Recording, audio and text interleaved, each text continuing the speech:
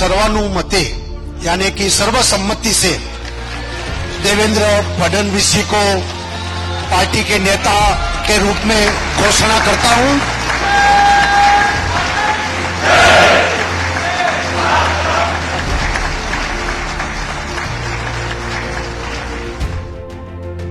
देवेंद्र फडणवीस महाराष्ट्र के नए मुख्यमंत्री होंगे। उन्हें बीजेपी विधायक दल का नेता चुना गया है। वो तीसरी बार महाराष्ट्र के मुख्यमंत्री बनने जा रहे हैं। चंद्रकांत पाटिल ने बीजेपी विधायक दल की बैठक में उनके नाम का प्रस्ताव रखा। पंकजा मुंडे ने प्रस्ताव का अनुमोदन किया। सर्वसम्मति से उन्हें नेता चुन लिया गया। फडणवीस आज ही सरकार बनाने का दावा पेश करेंगे। वो कल सीएम पद की शपथ लेंगे। कल मुंबई के आजाद मैदान में शपथ ग्रहण समारोह होगा। सीएम फेस चुनने के लिए भारतीय जनता पार्टी ने केंद्रीय वित्त मंत्री निर्मला सीतारमण और गुजरात के पूर्व मुख्यमंत्री विजय रूपाणी को महाराष्ट्र विधायक दल की बैठक के लिए पर्यवेक्षक बनाया था। सभी नेताओं ने एक साथ देवेंद्र फडणवीस के नाम पर हामी भरी। मुझे लगता है कि एक ही प्रस्ताव आया हुआ है और कोई प्रस्ताव है पक्का? तो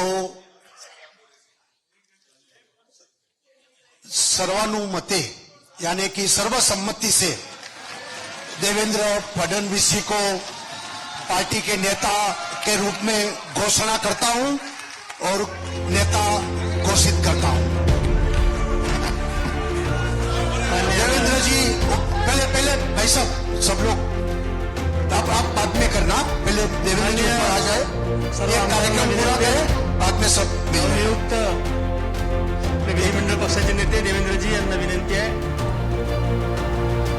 त्यांनी मंचावर यावं।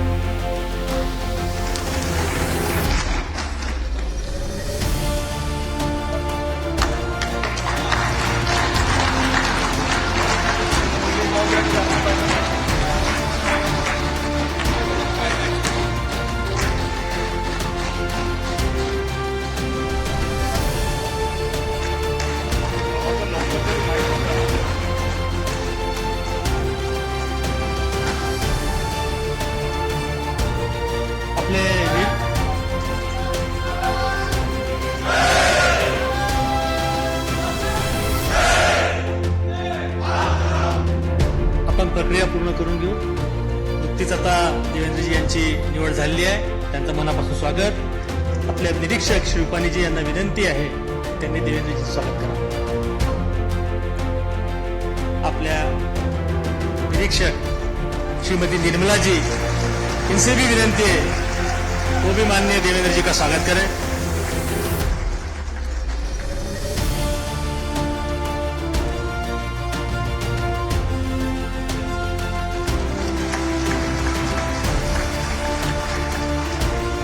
आपल्या प्रदेशाचे अध्यक्ष बावनकुळे साहेब यांना नम्र विनंती आहे त्यांनी देवेंद्रजीचं स्वागत करावं। आपले मुख्य प्रतोद श्री शेलार साहेब यांना विनंती आहे त्यांनी पण देवेंद्रजींचं स्वागत करावं। आपल्या महाराष्ट्रामध्ये गेल्या 2 महिन्यापासून सातत्यानं उत्साह से, एंथुसियाज्म और ग्राउंड में आपका कनेक्ट के वजह से और अभी नवनियुक्त नेता के लीडरशिप में हम सब जाएंगे और दिल्ली में केंद्र सरकार के द्वारा, प्रधानमंत्री मोदी जी के द्वारा पूरे कोऑपरेशन के साथ डबल इंजन, पावरफुल इंजन बन करके महाराष्ट्र को first in the country state बनाएंगे।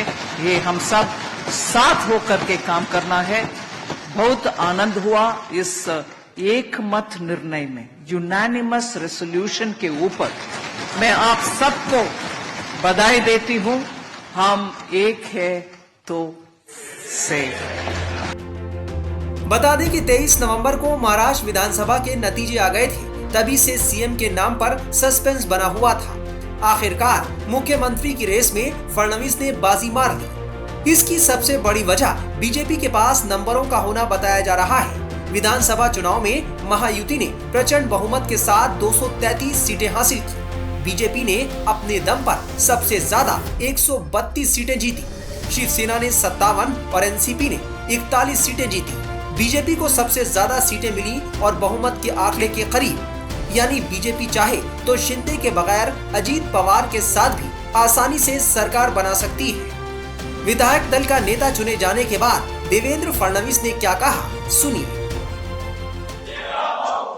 हिंदवी स्वराज्याचे सरसंस्थापक सबसे पहले मैं भारतीय जनता पार्टी के सभी सदस्यों, विधानसभा के सभी सदस्यों, मेरे सभी वरिष्ठ नेताओं, कोर कमेटी के सदस्यों, मेरे सभी बहनों और भाइयों को धन्यवाद देना चाहता हूं कि आपने इस स्थान पर सर्वसम्मति से विधानमंडल दल के नेता के रूप में मुझे चुना है। और मैं इस चयन प्रक्रिया के लिए माननीय रूपाणी जी, माननीय निर्मला सीतारमण जी, यहां आए लोगों को भी धन्यवाद देना चाहता हूं। दरअसल ये बात हम सभी जानते हैं कि ये चुनाव बहुत ही ऐतिहासिक चुनाव रहा है। मैं इस चुनाव का विश्लेषण करना चाहता था, तो मैं कहूंगा कि इस चुनाव ने एक बात जरूर हमारे सामने रखी है। ये है कि हम एक हैं तो सेफ हैं और मोदी हैं तो मुमकिन है। मोदी के नेतृत्व में देश में जीत का ये सिलसिला लोकसभा के बाद एक बार फिर हरियाणा से शुरू हुआ और अब महाराष्ट्र की जनता ने हमें ऐसा ऐतिहासिक जनादेश दिया है। मैं महाराष्ट्र के कार्यवाहक मुख्यमंत्री माननीय एकनाथ शिंदे जी और महाराष्ट्र के कार्यवाहक उप मुख्यमंत्री माननीय अजीत पवार जी को धन्यवाद देना चाहता हूं, जो हमेशा मेरे साथ रहे हैं। आपल्याला ज्यांनी समर्थन दिलं ते एकमेव अपक्ष आमदार देवेंद्र फडणवीस की राजनीतिक यात्रा कम उम्र में ही शुरू हो गई थी। वो अखिल भारतीय विद्यार्थी परिषद में सक्रिय रूप से शामिल रहे। साल 1992 में वो महज 22 साल की उम्र में नागपुर नगर निगम के सबसे युवा मेयर बने। इस उपलब्धि ने उन्हें महाराष्ट्र की राजनीति में घर घर में मशहूर कर दिया। उन्होंने मेयर के रूप में लगातार 2 कार्यकाल पूरे किए। साल 2013 में फडणवीस को महाराष्ट्र में बीजेपी का अध्यक्ष नियुक्त किया गया। ये एक ऐसा पद था जिसने उनके राजनीतिक प्रभाव को मजबूत किया। साल 2014 में महाराष्ट्र के 18वें मुख्यमंत्री बने। फडणवीस की राजनीतिक सूझबूझ का प्रदर्शन तब और भी बढ़ गया जब 2022 में उन्होंने एकनाथ शिंदे के नेतृत्व वाली गठबंधन सरकार में उप मुख्यमंत्री के रूप में शपथ ली। अब फडणवीस तीसरी बार महाराष्ट्र का मुख्यमंत्री बनने जा रहे हैं। उधर फडणवीस के विधायक दल का नेता चुने जाने के बाद बीजेपी कार्यकर्ता बेहद उत्साहित दिखे, जमकर आतिशबाजी हुई।